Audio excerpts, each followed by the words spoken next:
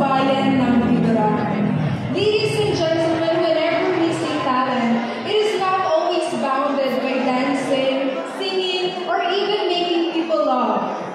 Let us always take in mind na ang isang kakayahan ay maaari rin makapagbigay ng isang mensahe na maaari natin maiuwi sa kanya-kanya nating bahay.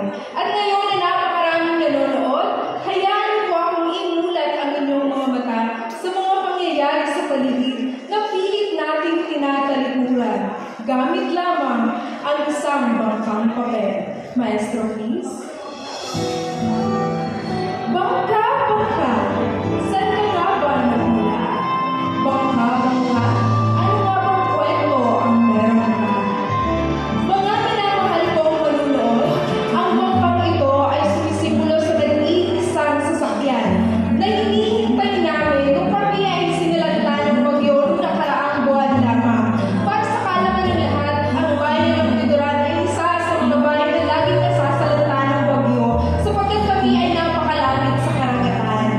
Ang bangkang ito ang magsasabi kung kami ba ay maliligtas o unti-unti na lang hihimlay at hindi na makikita ang kinabukasan. Marami sa atin ang nagagalak ng isang magagalak sasakyan, motorsiklo, bisikleta, at kahit ano-ano pa man.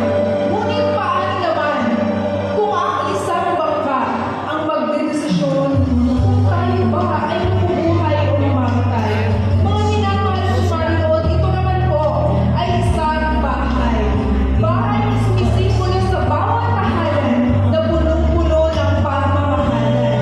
At may mga magulang na kung minsan meron mga ina na nagpapakatatay at meron namang mga ama na nagpapakananay alang-alang sa kanilang mga anak.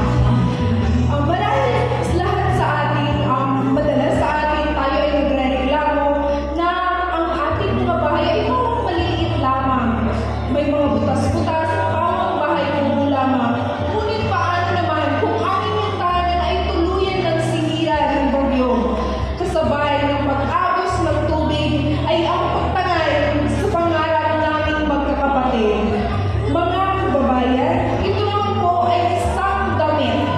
Isang damit na sumisimbolo na habang tayo ay nagpapakasasa at naghahangad ng iba't ibang panibagong damit, mayroong mga bata na sa lansangan, titinigin ang salamin at hindi alam kung saan kukuha ng mga damit na pangano. Mga kababayan, mabigat man sa ating kalooban, mabigat man ang katotohanan, ngunit bakit hindi man lang natin maibigay ang ating mga pinaglumaan sa mga totoong nangangailangan? Isa lamang itong paalala na hindi lahat ng iyong tinatamasa ay nararanasan ng iba. Ito naman po